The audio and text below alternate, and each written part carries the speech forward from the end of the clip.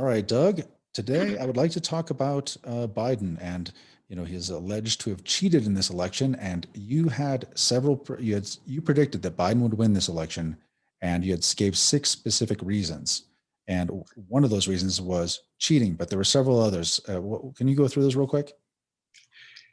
Yeah, let's do a redux of that because I think I was right, and I'm still right. And these six reasons, and who knows, I might come up with some more, but even post-election, there are signs of the decline of civilization itself in America as this country turns into a genuine banana republic.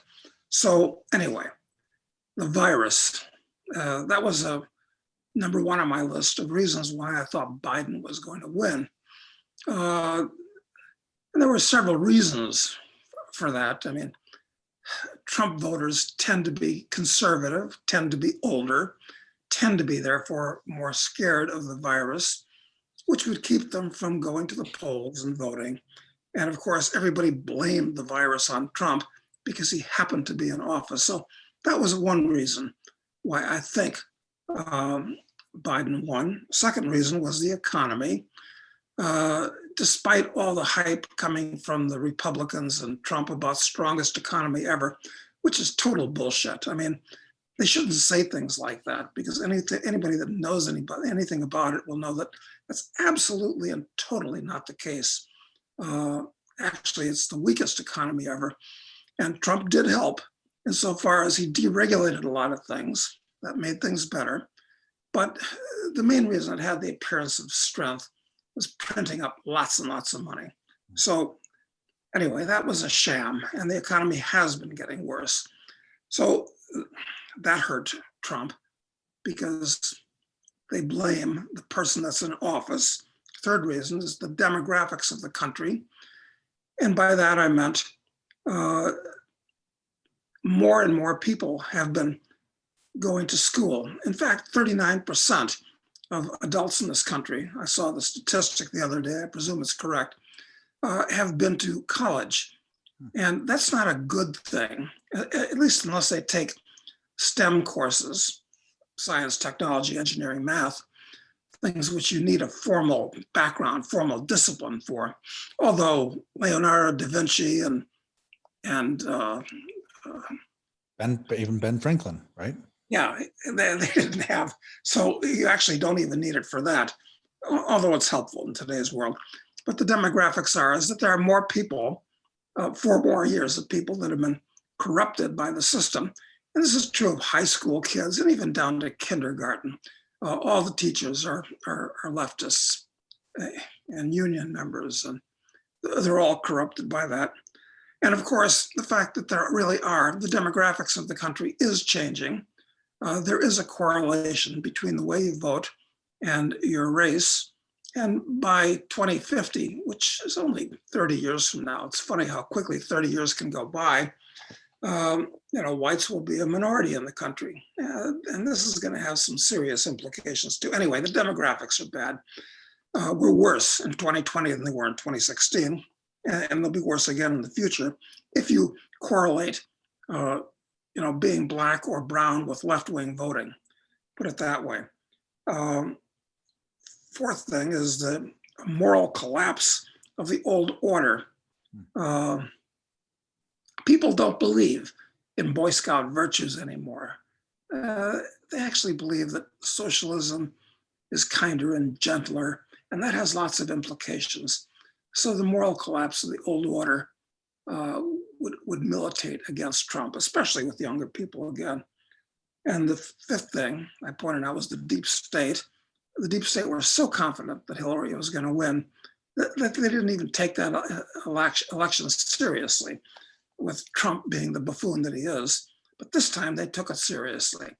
And the deep state control a lot of power and have a lot of influence, these people, in academia and the media and sports and Hollywood and all kinds of things. So this time they came out in earnest. But the sixth reason was cheating. And as we're seeing now, I guess it's mostly on Fox, where they're pointing out Fox and talk radio. I don't, and some blog sites, but the mainstream media doesn't really talk much about cheating except to say it's all nonsense and it's been debunked. Right. But these other things are kind of big picture things, but the cheating is where the rubber met the road. I mean, the number of votes that you got to count. So, yeah, I think that's the main here and now reason why the Democrats won. In fact, one of the things I saw with Rasmussen, this Rasmussen poll came out last week, said that at this point, even though most of the mainstream media is not covering any of this at all, 43% of registered voters believe that Biden or the Democrats cheated and allowing Biden to win. And what's crazy among that is, among that group, that was all parties, but 30% of Democrats believe it. I thought that was shocking. Yeah, Democrats are probably a lot more cynical and perhaps even more realistic in some ways than Republicans are. So I don't doubt that at all. And that's, you know, it wasn't so long ago, like earlier in the 20th century, at least up to the Eisenhower election, where the thought of cheating on elections and stuffing the ballot box, I guess people thought, well, a theoretical possibility, but my fellow Americans wouldn't do that. But now there's so little trust in this country, and the divisions between classes and races and God knows what else in this country are so deep that, yeah, people expect the other side to cheat. But that's especially true of the Democrats more than the Republicans, because the Republicans are kind of leftovers, holdovers from a kinder and gentler era, you know, the 50s. Well, and also I think that for 4 years, there's been this programming that Trump is literally Hitler and that he is, you know, a danger to the Republic and must be removed at all costs. And if people actually believe that's true, and I have to imagine that there's some segment of the population that literally believes that's true, then cheating seems like it's the right thing to do, doesn't it? I mean, if you really believe that. Well, that's right. I mean, if the alternative is Hitler in office, then the gloves are off and you can do anything that you want. Right. But actually, Hitler gets a bad rap because not a nice guy, although personally he was a nice guy, they say. But in terms of the damage he did and the number of people he killed and tortured and all that, Stalin was much worse. And Mao was much, much worse. And Pol Pot, who cares what happens in Cambodia? I mean, sure, he killed a couple of million people, quarter of the population, but it was a little tiny country with, 7 or 8 million people. Quarter of the population. It's pretty amazing, though. I mean, that's insane. Yeah, it is. So anyway, if you're running again, and most people actually, they don't even put Hitler in the same class with Mao and Stalin, which they should. They figure, hey, those were good guys that, tried to do the right thing, but they hadn't fine-tuned it quite right. So mistakes were made. Yeah, it seems like the education around socialism and and all the damage that's caused by Stalin and Mao is swept under the rug compared to focusing on the Germans and Hitler and all the terrible things that were done there. I don't know why that is in the education we get. Yeah, it's a good question. Of course, the Nazi Party stood for National Socialist Party. Right. And they were socialists that believed in state control of everything.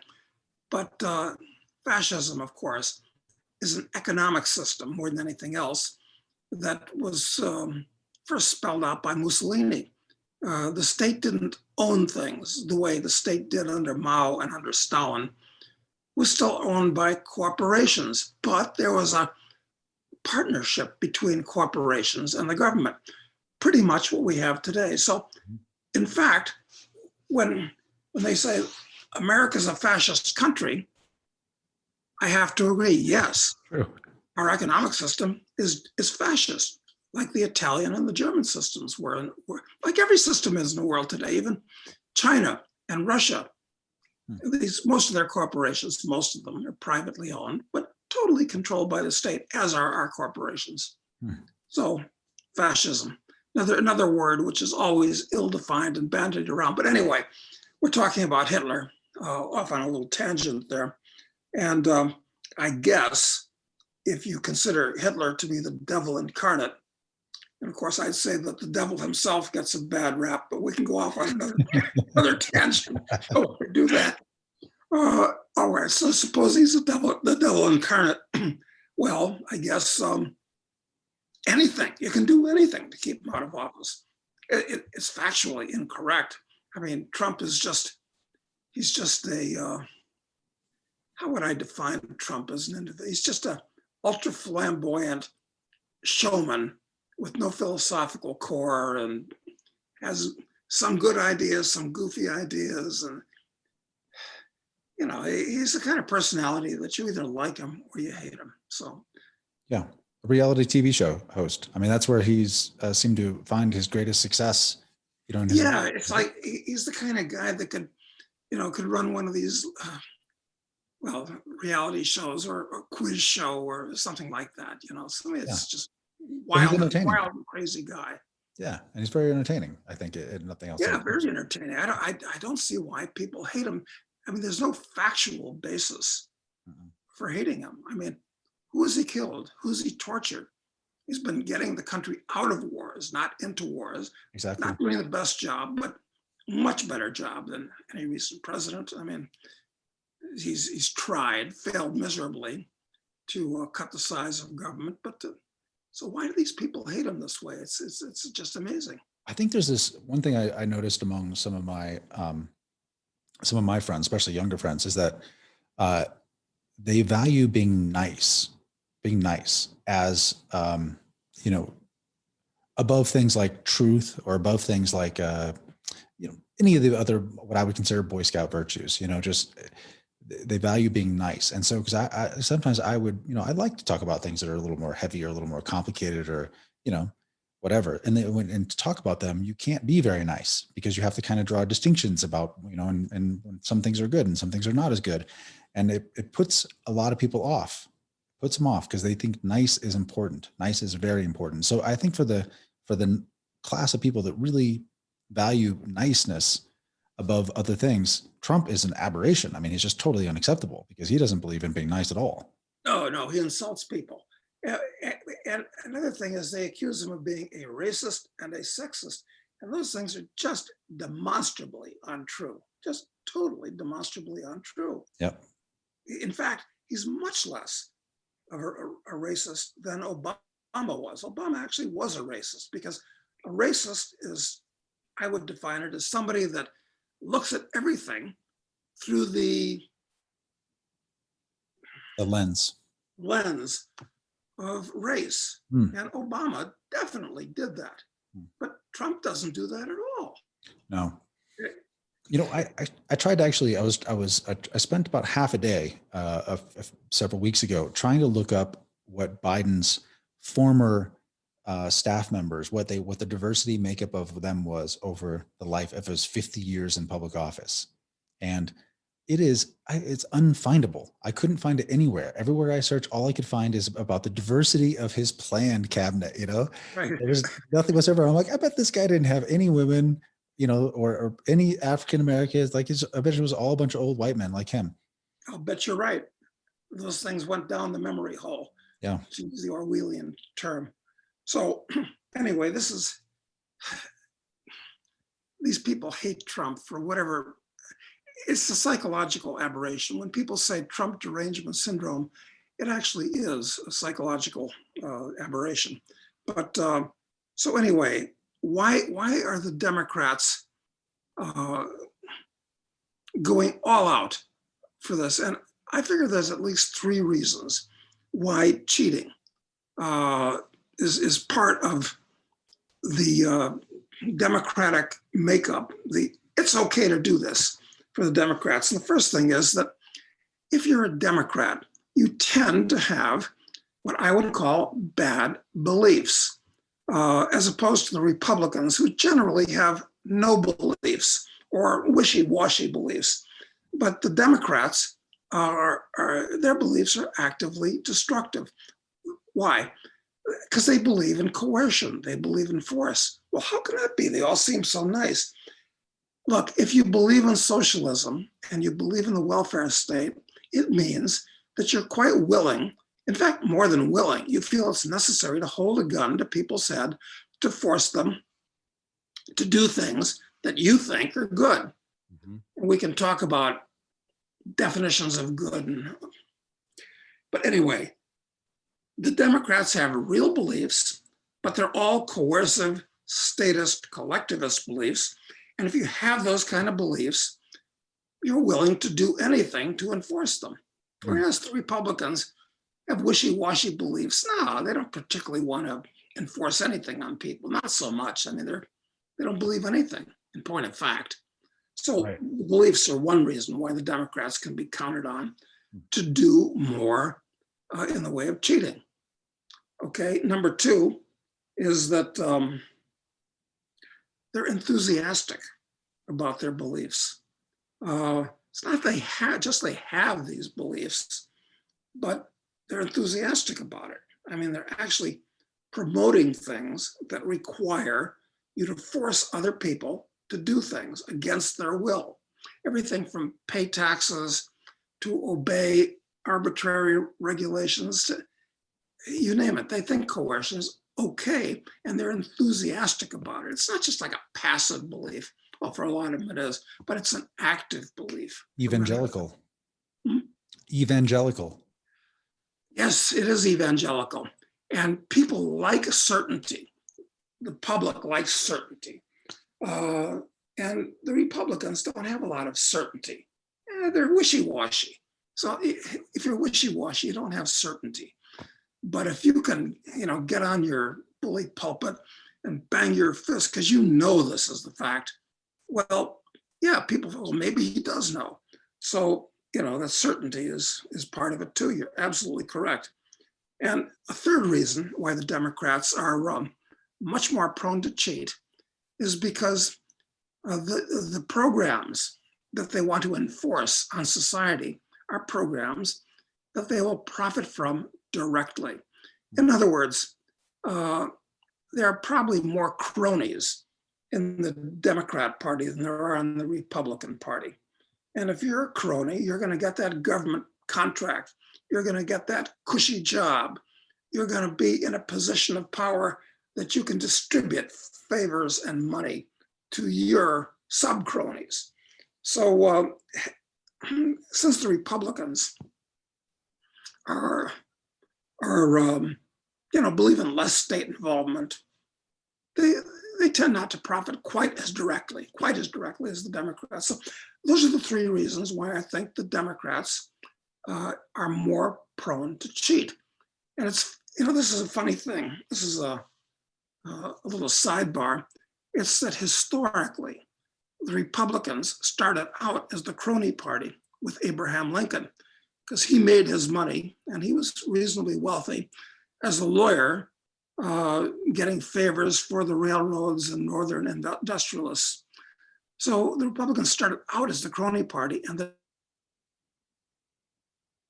Democrats, both of these parties have been all over the landscape. They really don't have any solid philosophical strain throughout their history.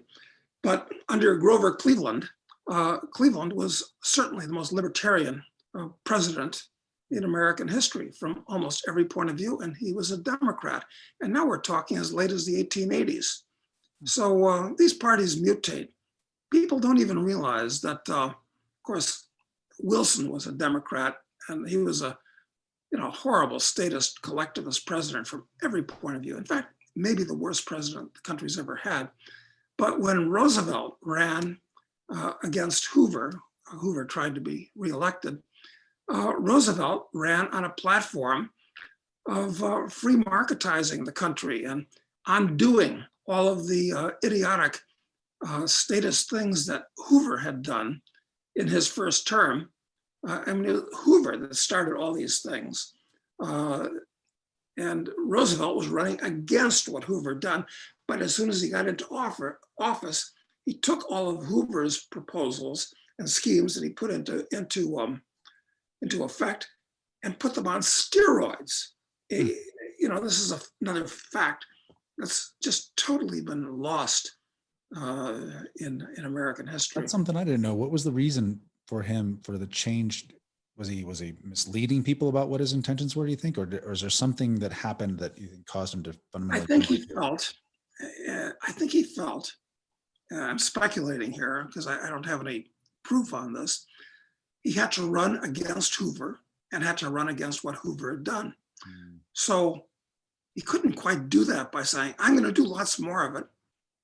He was basically saying that I'm going to do what was done after the very bad recession after World War I. There were huge distortions cranked into the economy by total mobilization for the war, and the economy totally deregulated and so forth after World War I. Well, I think that's what Roosevelt was running on. But once you're in office, you don't want to be a do-nothing president. Right. You gotta, we can do more. And you have to be activist. You have to show that you're on the job. When the best thing he could have done for the economy and the world would have been to do nothing except to deregulate all the nonsense that Hoover had put into effect. So this is actually worth studying. And I'm going to have to dig into the details on this because it's a really little known. I wasn't aware.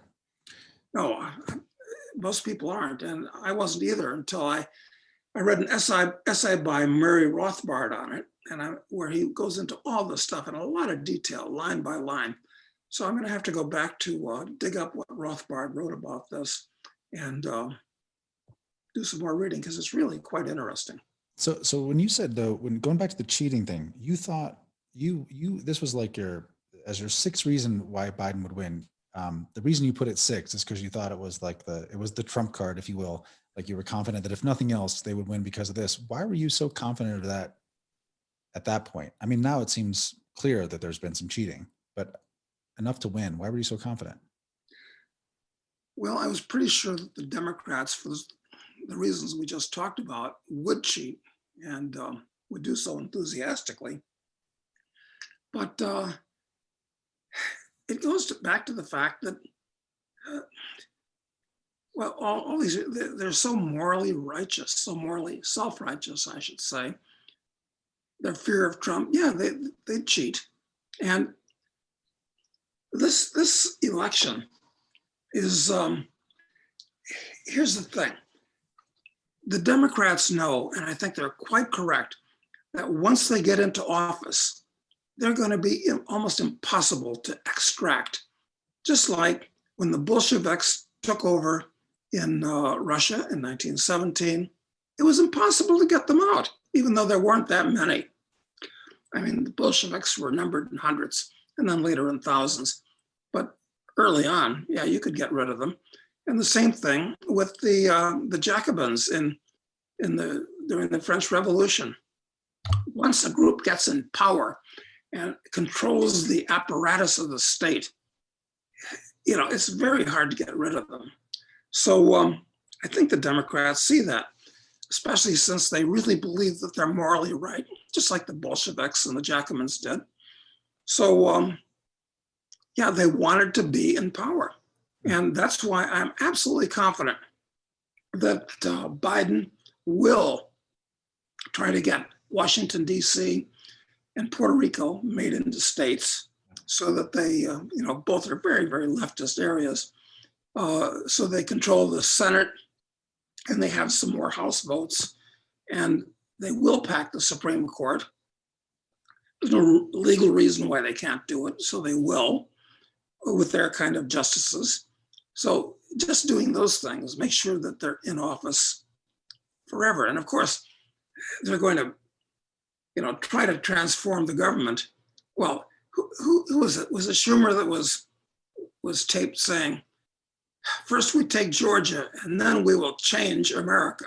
Yeah. This is a scary thought, changing a country, Mhm. So my computer's almost out of juice. Fortunately, I have a plug right here. All right. Have you looked into some of these cheating allegations? Because it seems like if like this voting machine scandal, especially like stuff around being able to switch votes electronically, it seems like, you could control the government regardless of, whether or not you had extra senators, whether or not you made Puerto Rico a state or DC a state. Like if you could, and what the allegation has been that I've seen is that, and for a period of time, this has been done, that they can make elections look very, very close. So feel legitimate, and yet go just, a couple of percent to the person, to the party that they want to win or the individual they want to win. I mean, Yeah, you're absolutely right. And this is one of the many reasons that I don't believe in democracy. And I don't think we've had an actual discussion on democracy itself, no, let's do it now. Let's talk about democracy. but not this time because we wouldn't have enough time to Yeah. go into it. Okay. Different time. Okay. I think it's time to debunk democracy because it's like it's treated as, after Jesus, it's the most important thing to America. If you don't, it's like if you don't believe an atheist, it's almost as bad as, if you don't believe in democracy, it's almost as bad as being an atheist. Yep. Exactly. So George, I think it's time that we debunk it just because it's the right thing to do, not because we're going to make any friends. we definitely won't make friends with this one. Any people. No, we won't. Okay, well, let's do that. Well, let's talk about democracy tomorrow or Wednesday then. Yeah, in the near future. But anyway, I have not followed the technical details of how the cheating is done because, look, for me, there are just more interesting things, more productive things to learn than the actual details. But apparently, the cheating took place in two ways. The machines. If you have machines that are in any way hackable, computer-driven machines, well, there are people that are really smart about doing this kind of thing that can get into them either before or after the vote's cast. So it seems to me that maybe just a good old paper ballot authenticated by a person voting in person is the best way to do it. And the same is true when it comes to mail-in ballots. I mean, who really trusts the mails and the post office system to start with? I mean, lots of mail carriers, have been found with, hundreds of thousands of envelopes sitting in their basement. Exactly. Opening up checks and all this type of thing. So, no, the mail's not the best way to do it. And the postmark forget about it. I mean, look, if voting is important to you, you go down and you vote within a specified period of time on a piece of paper that can be watched over and correlated. I mean, it's primitive, but it's probably the best way to do it. But I'm sure we're going to go towards much, much more computerization in the future. And that works to the advantage of the government people in the same way as going to computerized money works to the advantage of the state. So they're analogous in many ways. Right. So that was one of the common methods you said that is alleged, at least, about this the voting tabulation in these computers. What was the second major way that the fraud has been? Well, the computers and the mail-in votes. Mail-in votes. Okay. Because if you mail something in, I mean, and you write down, I am so and so, and I live wherever. You can have your dog voting. You can have dead people voting, which may be unlike maybe or maybe not unlike your dog, who you can show as a real person if you're clever enough. And you don't have to be terribly clever. You can dig up dead people and have them vote. I mean, look, if you're a Nigerian scam artist, you can figure out all kinds of ways to do this stuff. That's true. So, we've definitely been, lots of people have been victims of much more difficult scams. Yeah, exactly. So I think both computerized voting and mail-in voting are just bad ideas because it's too easy to game the system with both of them. Yeah. And the way you do it is, hey, if it's important, you take some time off and you go down and do it in person after somebody identifies you and all this type of thing physically. Yep. And there should be somebody watching over that to make sure that there's no funny business going on. Seems to me like that's the only, fail-safe way to do it. But that'll all go computerized too, I'm Yeah. sure. Yeah. It doesn't seem like there's any real will to actually. I mean, I remember them talking about voter ID laws for a decade or two, in my memory, talking about it, and like nothing ever happens with it. So it doesn't seem like there's any real will to have this electoral system cleaned up. But it is interesting that the Trumpsters are fighting this thing in a number of states, the battleground states, where all kinds of suspicious things happened, like, a wave of votes coming in for Biden after he was losing at 3 o'clock in the morning and stuff like that. So will it go through the courts in time? And what happens if it's proven after Biden's installed that it was a fraud? Then what happens? Right. Well, I Yeah. mean, it could get violent. I mean, the Trump people might finally just get really pissed off if they think that it's been actually stolen from them. And I don't know what they'll do at that point. And of course, the Democrats have already proven they have a proclivity for violence. Mhm. I mean, with the riots all over the country this last summer. So this ain't over yet. Yeah, one of the thing that no matter what happens, it's if based upon this Rasmussen poll, it's clear that a huge swath of the population is going to believe that the whole system is rigged. Like, and that like seed of resentment is planted, no matter what happens from here. And so, I think that just leads further to what we talked about, weeks ago, which is that ultimately to have some breakup of the U.S. in some way, because these parties, they just don't have any faith in the system. They don't have any faith in each other. There's no way they can really work together. No, it's not. And this is just going to make it worse. This is going to concretize those views. And it's going to delegitimize so many things about the US that used to be taken for granted. Mhm. So I'm more convinced than ever, for all kinds of economic reasons and financial reasons, and these political reasons, sociological reasons, that we're in for stormy times. And the only way to hold the country together, I'll bet at this point, is a big foreign enemy, a real war, like with China, not just one of these, sport wars with nothing countries like Afghanistan. For God's sake, what an embarrassment. War in Afghanistan on the other side of the world. I mean, this is actually embarrassing to anybody that thinks about it. We'll have a real war to bring the country together. Right, a real threat, something serious that we have. Exactly. That's how Yeah. it's going to end. And we can talk about also in the future how World War III, such as it might be, is going to be a lot different from World War II. We should.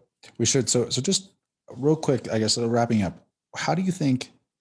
And it's now, what is it, November 30th? So January 21st, I guess, is the day that the new president or the president will be sworn in. What do you think that? What do you think that looks like? I guess. Do you think that that Biden will end up being the guy who's sworn in? Do you think there's going to be like these? It's still going to be debated at that point, unsettled, where Trump won't. Well, step away? since I've been back in the U.S., I can't easily access the odds that are being given by Paddy Power and other bookies in the UK and Ireland. But the last I heard, they were offering 10-to-1 odds that Biden was going to be inaugurated. But that could be a good bet because these Trump people are serious and they may be able to prove there was fraud and they may be able to derail all of this. I mean, boy, this is a nightmare.